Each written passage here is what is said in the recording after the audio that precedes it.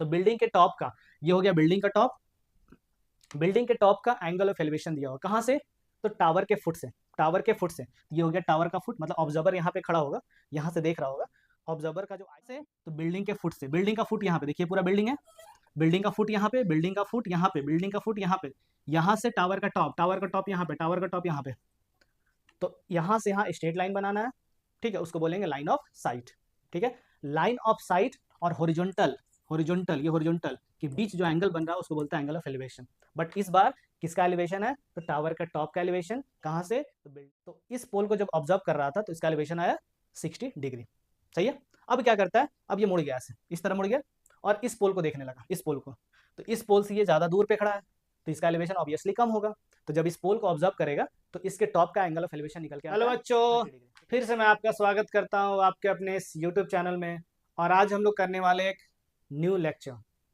किस चैप्टर से रिलेटेड होगा वो, तो वो बेसिकली होगा सम एप्लीकेशन ऑफ ट्रिग्नोमेट्री से रिलेटेड। इससे पहले हमने 4 लेक्चर किया है, अगर आपने उसको नहीं देखा है तो काइंडली उसे जरूर एक बार देख लें, ठीक है। अगर आपने वीडियो को फॉलो किया है तो आपको मालूम होगा कि यहाँ पे किस तरह से मैं चीज़ों को डिस्कस कर रहा हूँ। हर टाइप का क्वेश्चन जो आपके एग्जामिनेशन के लिए इंपॉर्टेंट हो सकते हैं मैं यहाँ पे डिस्कस कर रहा हूँ। अगर आप वीडियो को प्रॉपरली फॉलो करते हैं तो मुझे नहीं लगता है कि इस पूरे वीडियो को देखने के बाद आपको कोई भी प्रॉब्लम होने वाला है, ठीक है। हर टाइप का प्रॉब्लम मैं यहाँ पे डिस्कस कर रहा हूँ, चाहे वो एनसीईआरटी का क्वेश्चन हो, चाहे वो प्रीवियस 10 ईयर्स का क्वेश्चन हो, चाहे वो इंपॉर्टेंट क्वेश्चन जो आपके एग्जामिनेशन में आ सकता है, हर टाइप का क्वेश्चन मैं यहाँ पे कवर कर रहा हूँ, ठीक है ना। तो आपको वीडियो के अंत तक बने रहना है। अगर आप इस चैनल पे नए हैं तो काइंडली चैनल को जरूर सब्सक्राइब कर दें, ओके। सब्सक्राइब करने का कोई पैसा नहीं लगता। अगर वीडियो पसंद आए तो आप वीडियो को जरूर लाइक करें, और लगता है कि ये किसी और के लिए हेल्पफुल हो सकता है तो उसके साथ शेयर भी करें। तो पिछले पिछले इससे पहले मैंने 4 लेक्चर कंप्लीट किया, ठीक है ना। अगर आपने देखा होगा तो आपने इस चीज़ को रियलाइज़ किया होगा कितने बेहतरीन तरीके से मैं यहाँ चीज़ों को डिस्कस कर रहा हूँ, ओके। तो पहले की वीडियो मैंने कुछ बेसिक चीज़ों को बताया था कि लाइन ऑफ साइट होता क्या है, हॉरिजॉन्टल लाइन क्या होता है, एंगल ऑफ एलिवेशन कब होता है, एंगल ऑफ डिप्रेशन कब होता है, तो ये मैंने पहले बताया। फिर भी आज हम लोग उसको थोड़ा रिवाइज कर लेते हैं, फिर अपना यहाँ पे लेक्चर स्टार्ट करेंगे, दैट इज यहाँ पे कुछ क्वेश्चन हम लोग डिस्कस करेंगे, ठीक है ना। चलिए तो देखते हैं। ये मान लीजिए एक ऑब्जर्वर है, ऑब्जर्वर के आई से हमेशा ग्राउंड के पैरेलल एक लाइन बनाना होता है जिसको हम लोग बोलते हैं हॉरिजॉन्टल लाइन। अब बोलिएगा सर ऑब्जर्वर खुद ग्राउंड पे होगा तो ग्राउंड पे होगा तो ग्राउंड पे एक लाइन बना दीजिए ऐसे, यही हॉरिजॉन्टल लाइन हो गया, ठीक है। लेकिन ऑब्जर्वर अगर कोई सम हाइट पे खड़ा होगा, कुछ हाइट पे खड़ा होगा, तो वहां से एक हॉरिजॉन्टल लाइन आपको बनाना है, ठीक है। अब यहाँ 2 सिचुएशन हो सकता है कि आपका जो ऑब्जेक्ट है वो हॉरिजॉन्टल लाइन से ऊपर हो, हॉरिजॉन्टल लाइन से ऊपर हो। जैसे मान लीजिए एक ईगल है, फ्लाई कर रहा है, अब ये बच्चा ईगल को स्पॉट करता है, देखता है, ठीक है ना। तो आपको क्या करना होता है ना, ऑब्जर्वर और ऑब्जेक्ट के बीच, ऑब्जर्वर और ऑब्जेक्ट के बीच एक स्ट्रेट लाइन बनाना होता है, जिसको हम लोग क्या बोलते हैं, लाइन ऑफ साइट बोलते हैं। क्या बोलते हैं, लाइन ऑफ साइट बोलते हैं। क्या बोलते हैं, लाइन ऑफ साइट। तो जैसे ही आप लाइन ऑफ साइट बनाएंगे, हॉरिजॉन्टल बनाएंगे, तो यहाँ पे देखिएगा इन दोनों के बीच एक एंगल का फॉर्मेशन हो रहा, ठीक है ना, एंगल का फॉर्मेशन हो रहा। इस एंगल को क्या बोलते हैं हम लोग, तो इस एंगल को बोलते हैं एंगल ऑफ एलिवेशन। तो एंगल ऑफ एलिवेशन कब बनता है, जब ऑब्जेक्ट हॉरिजॉन्टल लाइन से ऊपर हो, मतलब ऑब्जर्वर नीचे हो, ऑब्जेक्ट ऊपर हो, और ऑब्जर्वर ऑब्जेक्ट को देख रहा, तो ऑब्जेक्ट कहाँ पे होगा, हॉरिजॉन्टल लाइन से ऊपर होगा, क्योंकि हॉरिजॉन्टल लाइन तो हमेशा आई से बनता है, ग्राउंड के पैरेलल। तो ये जो एंगल बन रहा उसको बोलते हैं एंगल ऑफ एलिवेशन। अब ऐसा भी हो सकता है कि ऑब्जेक्ट आपका नीचे हो, जैसे ये फ्लावर हो, और ऑब्जर्वर इसको देख रहा है, तो इस बार ऑब्जर्वर ये हो गया और ऑब्जेक्ट ये हो गया, तो इन दोनों दोनों के बीच जो स्ट्रेट लाइन बनेगा उसको बोलते हैं लाइन ऑफ साइट। इस बार भी आप देखेंगे तो लाइन ऑफ साइट और हॉरिजॉन्टल के बीच एक एंगल बन रहा है, बट इस बार इस एंगल का नाम होता है एंगल ऑफ डिप्रेशन। तो एंगल ऑफ डिप्रेशन कब बनता है, जब ऑब्जेक्ट आपको हॉरिजॉन्टल लाइन से नीचे होगा, मतलब ऑब्जर्वर नीचे किसी ऑब्जेक्ट को देख रहा होगा, तब उस केस में एंगल ऑफ डिप्रेशन का फॉर्मेशन होता है, सही है। तो इस एंगल को क्या बोलेंगे, एंगल ऑफ डिप्रेशन। हमने ये चीज को पहले भी डिस्कस किया था, हमने इसे रिकैपिचुलेट कर लिया यहाँ पे। चलिए अब क्वेश्चन स्टार्ट करते हैं यहाँ पे, ठीक है ना। तो हमारा नेक्स्ट क्वेश्चन है, देखिए ये 2012, 15, 17 में आया क्वेश्चन है, एनसीईआरटी एक्सरसाइज 9.1 का क्वेश्चन नंबर 9 भी है, ठीक है ना। देखिए क्वेश्चन को समझने की कोशिश करते हैं।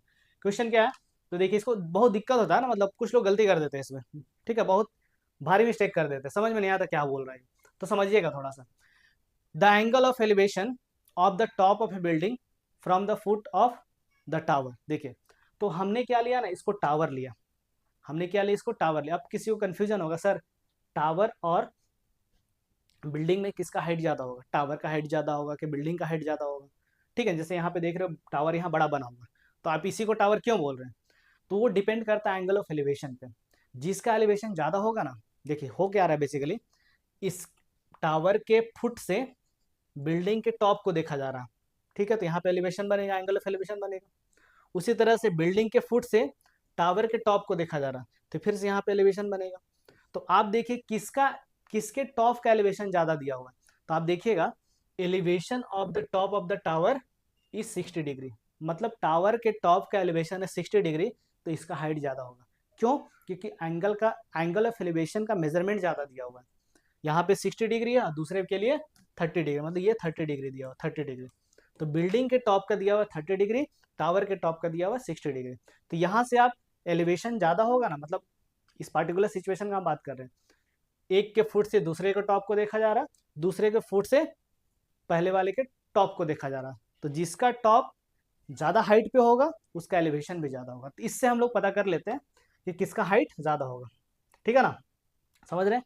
तो ये टावर हो गया, ये बिल्डिंग हो गया, समझ में आ रहा है? अब क्या बोलता है, ये बिल्डिंग हो गया। अब देखिए बिल्डिंग के, ठीक है, बिल्डिंग के फुट से, ठीक है, बिल्डिंग के फुट से, ठीक है, the angle of elevation of the top of the building, है ना। तो बिल्डिंग के टॉप का, ये हो गया बिल्डिंग का टॉप, बिल्डिंग के टॉप का एंगल ऑफ एलिवेशन दिया हुआ कहाँ से, तो टावर के फुट से, टावर के फुट से। तो ये हो गया टावर का फुट, मतलब ऑब्जर्वर यहाँ पे खड़ा होगा, यहाँ से देख रहा होगा, ऑब्जर्वर का जो आई होगा ग्राउंड लेवल पे मान लेते हैं हम लोग, है ना। तो ऑब्जर्वर यहाँ पे होगा, तो यहाँ से यहाँ तक, मतलब ऑब्जर्वर यहाँ पे, ऑब्जेक्ट यहाँ पे, तो जो स्ट्रेट लाइन बनेगा उसको बोलते हैं क्या, तो इसको बोलते हैं लाइन ऑफ साइट। क्या बोलते हैं, लाइन ऑफ साइट बोलते हैं। अब लाइन ऑफ साइट और हॉरिजॉन्टल के बीच जो एंगल बनेगा उसको बोलेंगे एंगल ऑफ एलिवेशन। हॉरिजॉन्टल कहाँ पे होगा, जहाँ पे ऑब्जर्वर होता है, तो ऑब्जर्वर यहाँ पे है, ऑब्जर्वर को एक पॉइंट ऑब्जेक्ट मानेंगे। क्यों? क्योंकि इसमें कहीं भी ऑब्जर्वर का हाइट मेंशन किया हुआ नहीं है।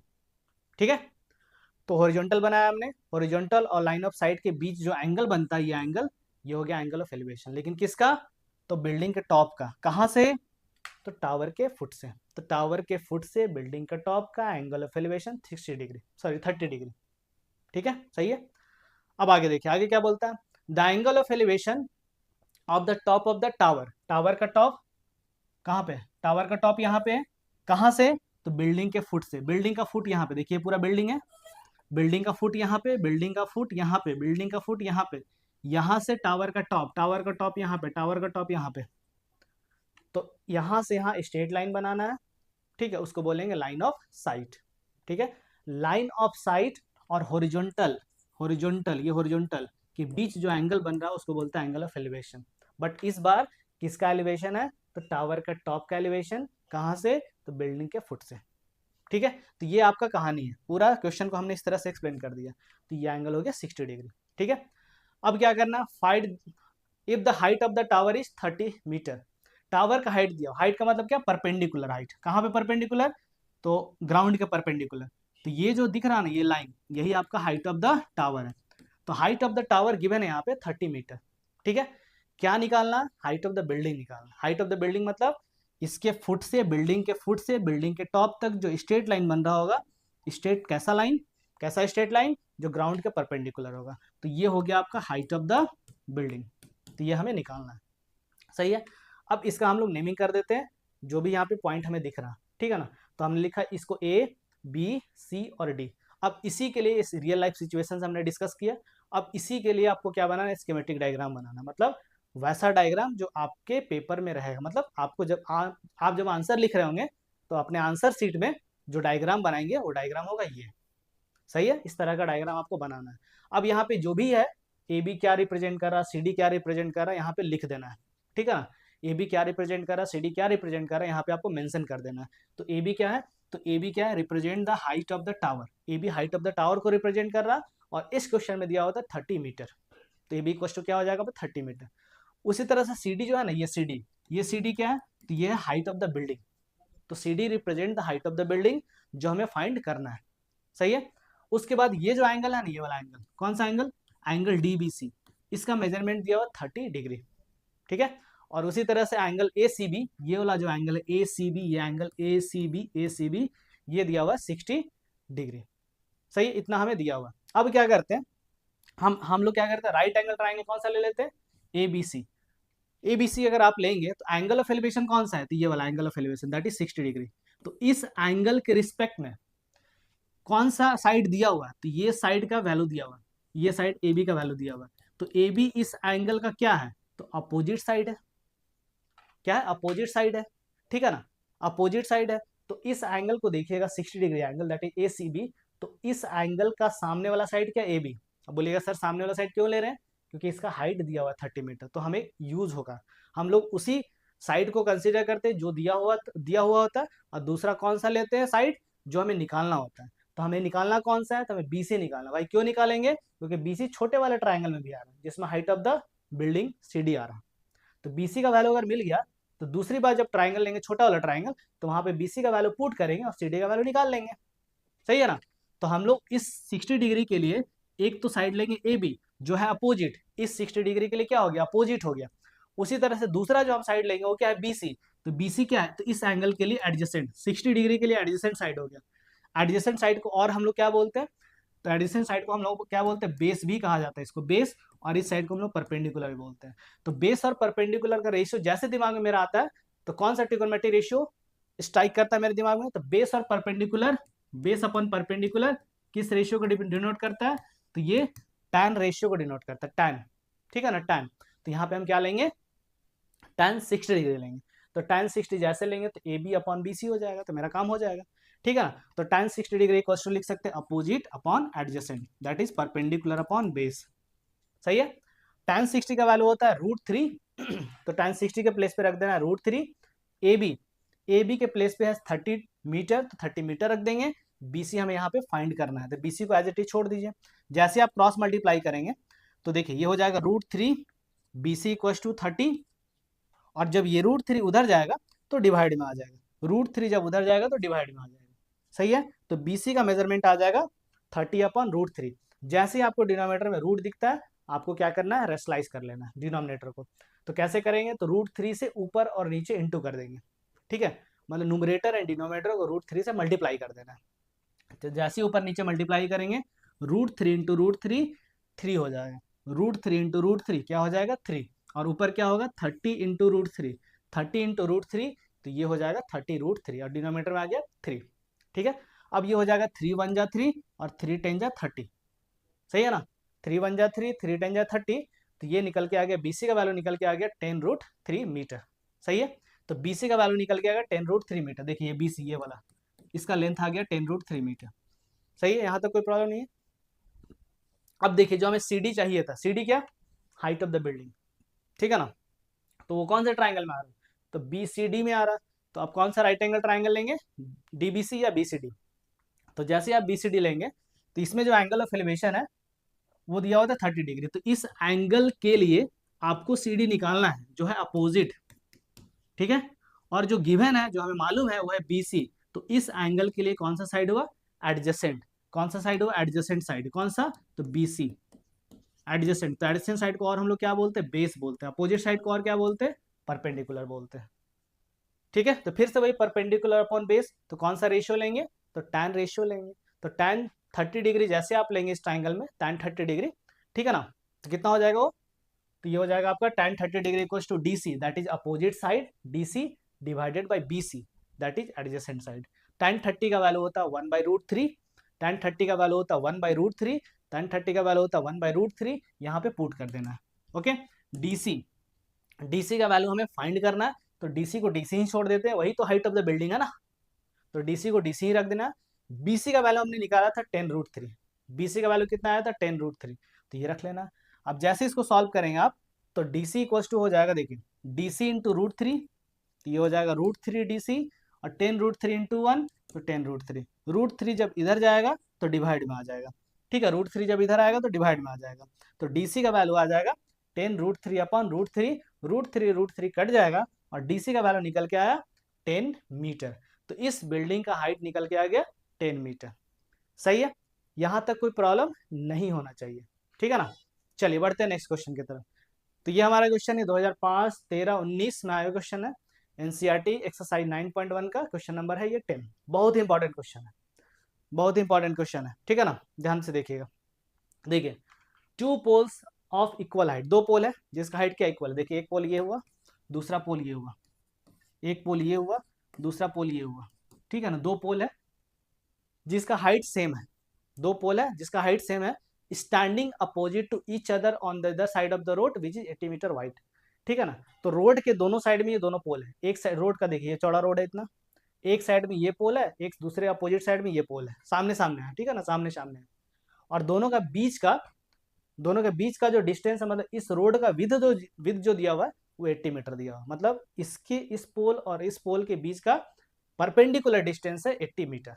सही है, नेक्स्ट, सही है, दोनों का हाइट कितना दिया हो, 80 मीटर दिया, दोनों का इक्वल हाइट था 80 metre, sorry height equal, height 80 metre नहीं है, रोड का विड्थ है 80 मीटर, सही है, दोनों का हाइट बराबर है।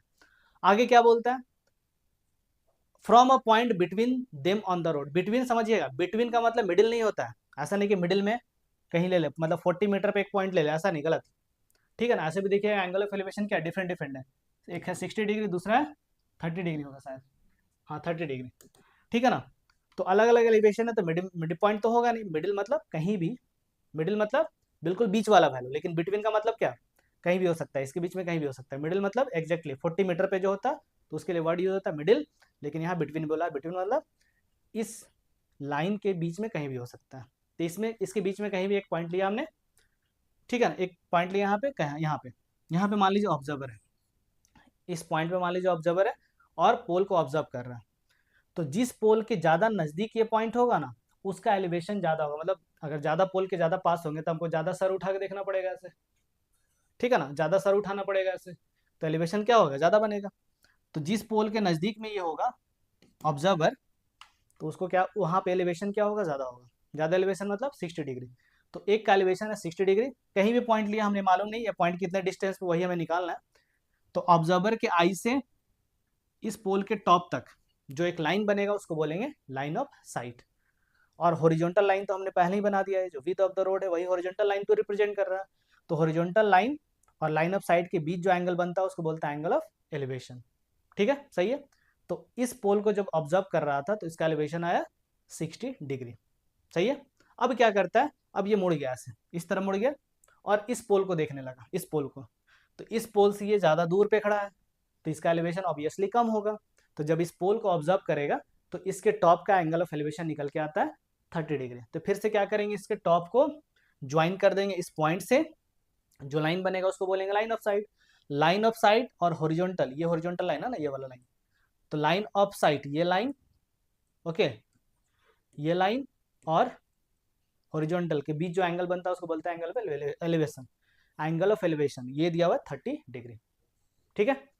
तो इतना ये कहानी। अब पूछा जा रहा है ये जो ऑब्जर्वर होगा यहाँ पे, ये जो ऑब्जर्वर होगा, ऑब्जर्वर को एक पॉइंट ऑब्जेक्ट मानना है ना, क्योंकि इस क्वेश्चन में कहीं भी ऑब्जर्वर का हाइट नहीं दिया हुआ है, तो हाइट नहीं दिया हुआ तो जो ऑब्जर्वर उसको एक पॉइंट ऑब्जेक्ट मान लेंगे। तो ये पॉइंट कितने डिस्टेंस पे हमें नहीं मालूम है, तो इस पॉइंट को कुछ हम लोग एज्यूम कर लेंगे, ठीक है ना, इस पॉइंट को हम लोग कुछ एज्यूम कर लेंगे, ठीक है। अब हमें क्या निकालना है, इस पोल का हाइट क्या होगा, तो दोनों का हाइट तो सेम ही है ना, दोनों का हाइट है सेम, तो वही पोल का हमें हाइट निकालना है, सही है। तो इस पोल का हाइट क्या होगा ये हमें फाइंड करना है। दूसरा में क्या फाइंड करना है, दो क्वेश्चन है यहाँ पे, find the height of the pole, एक तो ये हुआ, दूसरा ये जो पॉइंट है ना पोल से कितने डिस्टेंस पे, कितने डिस्टेंस मतलब जिस पोल का एलिवेशन 60 डिग्री है वो इस पॉइंट से कितना दूर है, और जिस पोल का एलिवेशन 30 डिग्री है उस पोल से ये पॉइंट कितना डिस्टेंस पे, ये हमें बताना है, सही है ना, कोई दिक्कत नहीं है। तो यहाँ से लेकर यहाँ तक अगर आप नेमिंग करेंगे A B C, sorry A B C D E, तो ए ई क्या होगा, ई सी क्या होगा ये बताना आपको, दूसरा सी डी क्या होगा, सी डी और ए बी बराबर ही है, सही है ना। चलिए स्टार्ट करते हैं। तो इस ये डायग्राम आपके आपके आंसर शीट में आपको ये बनाना है, ठीक है ना। तो हमें क्या निकालना है, तो ये ए का लेंथ क्या होगा ये फाइंड करना है, ईसी का लेंथ क्या होगा ये फाइंड करना है, दूसरा सी डी का लेंथ फाइंड करना है। सी डी निकल गया तो बी ए भी निकल जाएगा या ए भी निकल जाएगा यहाँ से। तो कैसे करेंगे, देखिए देखिए कैसे करेंगे, तो एक काम करते हैं, जो जो यहाँ पे हम यूज कर रहे हैं वो एक बार लिख देते हैं कि ए बी क्या रिप्रेजेंट कर रहा है, सी डी क्या रिप्रेजेंट कर रहा है, वो यहाँ पे लिख देना है। तो हाइट ऑफ द पोल्स को हमने क्या माना, एच मीटर माना।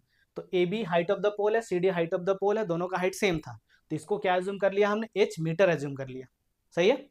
उसके बाद ये जो पॉइंट आपने ई लिया, पॉइंट ई, ठीक है ना, वो मान लेते हैं किसी एक पोल से, किसी एक पोल से कितना डिस्टेंस पे, तो ये मान लेते हैं कि जिस पोल का एलिवेशन 30 डिग्री, वहां से x मीटर डिस्टेंस पे, ये x मीटर डिस्टेंस पे है, तो बाकी जो बचा हुआ डिस्टेंस वो कितना हो जाएगा, तो 80 में से x को हटा दीजिए, पूरा 80 है ना, तो 80 में से इतना पार्ट दैट इज ए को हटा दीजिए, तो बचेगा क्या, 80 माइनस एक्स। सही है, कोई दिक्कत नहीं है। तो the distance of the point E from the pole A B that is A, तो ए बी से पॉइंट ई का डिस्टेंस जो है उसको हमने एक्स लिया, तो ये जो सी होगा मतलब सी डी पोल से इस पॉइंट का डिस्टेंस कितना हो जाएगा, तो ये हो जाएगा 80 माइनस एक्स। सही है, कोई दिक्कत नहीं होगा। चलिए ओके, चलिए स्टार्ट करते हैं। हाँ, अब इस ट्राइंगल को कंसिडर करते हैं, इस ट्राइंगल को, इस ट्राइंगल को अगर देखिएगा तो यहाँ पे ये 30 डिग्री है ना, 30 डिग्री के रिस्पेक्ट में ये साइड हो गया अपोजिट, ए बी तो हो गया अपोजिट, जिसको हम लोग परपेंडिकुलर भी बोलते हैं, और ए ई जो है ना, ए ई, ये हो गया आपका बेस, जिसको हम लोग एडजेसेंट साइड ही बोलते हैं। तो perpendicular that is opposite side हो गया ए बी हो गया अपोजिट दैट इज परपेंडिकुलर, और ए ई हो गया बेस, ए ई हो गया बेस, तो perpendicular upon base, perpendicular upon base, कौन सा ट्रिगोनोमेट्रिक रेशियो, तो ये होता है tan। ठीक है ना, कौन होता है tan।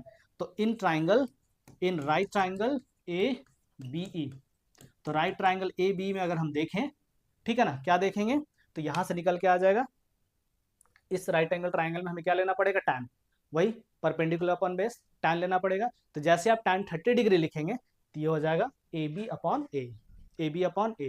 tan 30 का वैल्यू होता है 1/√3, tan 30 का वैल्यू होता है 1/√3, tan 30 का वैल्यू होता है 1/√3, तो 1/√3 इक्वल्स टू ए बी का वैल्यू, तो ए बी का वैल्यू आपका h, ए बी का वैल्यू क्या h, और a की जगह पे क्या रख देंगे, a की जगह पे हमने लिया था x। सही है, कोई दिक्कत नहीं यहाँ तक। अब इसको थोड़ा सिंप्लीफाई करना है, जैसे आप क्रॉस मल्टीप्लाई करेंगे तो 1 इंटू एक्स तो x हो गया, √3 इंटू एच तो √3h हो गया, तो एक रिलेशन आया x और h में, इसको आपको एज्यूम कर लेना इक्वेशन नंबर 1, इसको हमने एज्यूम किया इक्वेशन नंबर 1। सही है। अब दूसरा ट्राइंगल कंसीडर करते हैं, दूसरा ट्राइंगल कंसीडर करते हैं, इस ट्राइंगल को लेते हैं, ठीक है ना। तो उस ट्राइंगल में अगर देखिएगा तो फिर से वही इस एंगल के लिए ये है h जो हमें चाहिए, और दूसरा जो यहाँ पे दिया हुआ 80 माइनस एक्स, तो जो है परपेंडिकुलर, तो जो हमें चाहिए वो परपेंडिकुलर, सॉरी ये तो बेस हो गया ना, जो हमें चाहिए वो हो गया परपेंडिकुलर, और जो ईसी है वो हो गया बेस।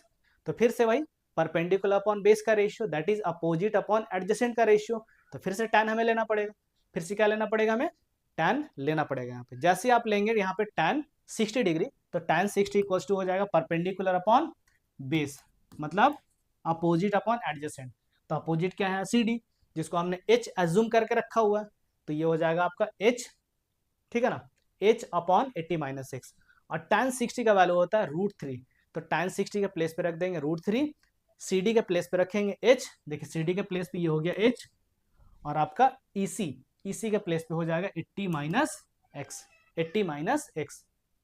सही है। चलिए अब हमने एक रिलेशन निकाला था, ठीक है ना, x इक्वल टू √3h, तो बाद में रिप्लेस करेंगे, पहले क्रॉस कीजिए यहाँ पे, तो इसके नीचे 1 है ना, तो √3 इंटू 80 माइनस एक्स, तो √3 इंटू 80 माइनस एक्स, और 1 इंटू एच, तो इक्वल टू हो गया आपका h। सही है। x को रिप्लेस कर देना है √3h से, x को रिप्लेस कर देंगे √3h से, तो हमारा जो इक्वेशन बनेगा वो सिंगल वेरिएबल में आ जाएगा, मतलब एक ही वेरिएबल यहाँ पे होगा, वो रहेगा h, तो वहां से h का वैल्यू मिल जाएगा। तो ये जो x है उसके प्लेस पे क्या रख देंगे, x के प्लेस पे क्या रख देंगे, तो रख देंगे √3h, तो h, ये जो h है ये वाला यहाँ पे है ना, तो h equals to √3 into 80 minus √3h। अब मल्टीप्लाई कैसे करते हैं, तो ये √3 इस 80 के साथ इंटू होगा, ये √3 इस 80 के साथ इंटू होगा, और ये √3 इसके साथ इंटू होगा।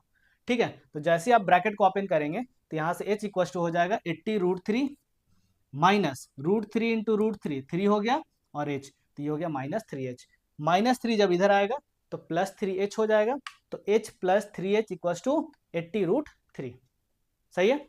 तो यहाँ पे h + 3h ये हो गया 4h इक्वल टू 80 √3, जब 4 उधर जाएगा तो डिवाइड में आ जाएगा, तो ये हो जाएगा आपका 80 √3 डिवाइडेड बाई 4, और 4 से जब कट करेंगे 80 आपका 20 टाइम्स में डिवाइड हो जाएगा, तो h का वैल्यू निकल के आ गया 20 √3 मीटर। h क्या था, तो हाइट ऑफ द पोल था। एच क्या था, हाइट ऑफ द पोल था। चूंकि यहाँ √3 का वैल्यू नहीं दिया हुआ है तो यही आपका आंसर हो गया। लेकिन अगर मालूम है वैल्यू तो आप यहाँ पुट कर सकते हैं, नहीं भी करे तो कोई दिक्कत नहीं है। लेकिन अगर ये वैल्यू दिया होगा क्वेश्चन में कहीं भी तो उस केस में आपको वैल्यू यहाँ पे रख करके तब फाइनल आंसर बताना है। ठीक है, तो ये आपका आंसर हो गया। आप चाहे तो √3 का वैल्यू यहाँ पुट कर सकते हैं, वो होता है 1.73। तो जैसे आप पुट करेंगे 1.73 तो 20 इंटू 1.73 इसको सॉल्व करने से निकल के आ जाता है 34.6 मीटर। तो हाइट ऑफ द पोल जो है ना, हाइट ऑफ द पोल वो निकल के आ गया 34.6 मीटर। सही है, तो एक का तो आंसर आ गया हमारे पास, हाइट ऑफ द पोल जो निकालना था उसका आंसर तो आ गया। लेकिन दूसरा क्या पूछ रहा था, ये जो पॉइंट है ना वो कितने डिस्टेंस पे है। सही है ना, तो हमें तो एक्स का वैल्यू निकालना पड़ेगा, फिर एक्स का वैल्यू निकालना पड़ेगा। तो एक्स का वैल्यू जब आप निकालिएगा तो वो क्या देगा, पोल ए बी से इस पॉइंट का डिस्टेंस क्या होगा। तो एक्स इक्वल्स टू, ठीक है ना, x equal to that is A E, ये कितना होगा तो √3h, देखिए यहाँ से √3h, तो √3 और h का वैल्यू हमने निकाला है कितना, तो h का वैल्यू हमने निकाला है 20√3। ठीक है, तो √3 इंटू 20√3, तो √3 हो गया 3, और 3 इंटू 20 तो ये हो जाएगा आपका 60 व्हाट, 60 मीटर। सही है, 60 मीटर। तो x का वैल्यू आ गया 60 मीटर, मतलब पोल ए बी जो है ना इस पॉइंट से कितने मीटर डिस्टेंस पे है, तो 60 मीटर डिस्टेंस पे है। उसके बाद EC, EC क्या है, EC तो 80 माइनस एक्स, ठीक है ना, 80 माइनस एक्स, तो 80 और माइनस एक्स का वैल्यू 60, तो हो जाएगा 80 माइनस 60 दैट इज 20 मीटर। तो ये जो आपका पोल CD है वो इस पॉइंट से 20 मीटर डिस्टेंस पे है। ठीक है, कोई दिक्कत इसमें नहीं होगा। तो हाइट ऑफ द पोल आ गया आपका 34.6 मीटर, दोनों का हाइट सेम था ना तो वही होगा, दोनों का तो सेम ही होगा ना 34.6 मीटर। और distance of the point from the pole A B is 60 metre, pole A B का इस पॉइंट से डिस्टेंस है 60 मीटर, और पोल सी डी का इस पॉइंट से डिस्टेंस हो गया 20 मीटर। सही है, तो हमें नहीं लगता इसमें कोई दिक्कत होगा आपको। ओके, तो आज के लिए इतना ही, मिलते हैं नेक्स्ट वीडियो में। अगर वीडियो पसंद आया तो काइंडली वीडियो को जरूर लाइक करें, अगर आप इस चैनल पे हैं नए हैं तो चैनल को जरूर सब्सक्राइब कर दें। अगर आपको लगता है वीडियो किसी के लिए हेल्पफुल हो सकता है तो उसके साथ शेयर भी करते हैं। तो इसी तरह से हम सारे क्वेश्चन को डिस्कस करेंगे, इसी तरह से प्रॉपर वे में सारे क्वेश्चन को मैं यहाँ डिस्कस करूँगा। ठीक है ना, तो आपको हर वीडियो को जरूर फॉलो करना है, और लगता है कि ये किसी के लिए हेल्पफुल हो सकता है तो काइंडली उसको जरूर बता दें, उसके साथ शेयर जरूर कर दें। ठीक है ना, तो मिलते हैं नेक्स्ट वीडियो में। Thanks for watching my video.